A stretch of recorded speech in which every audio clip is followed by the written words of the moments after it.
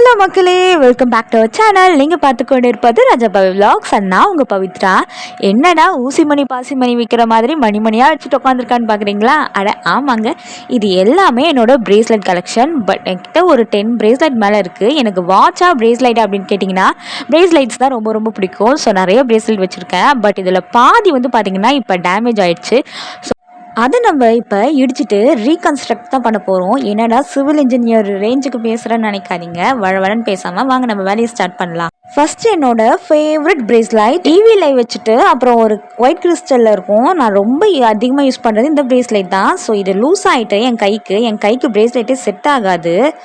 இப்படியே பேசிகிட்டே இருக்கும்போது டக்குன்னு பிஞ்சு போச்சு. என்னடா இது அப்படின்ற மாதிரி ஆயிடுச்சு. சரி, மறுபடியும் எடுத்து பண்ணிக்கலாம் அப்படின்னு சொல்லிட்டு மறுபடியும் ஒன்று ஒன்றா எடுத்து கோக்க ஆரம்பிச்சிட்டேன்.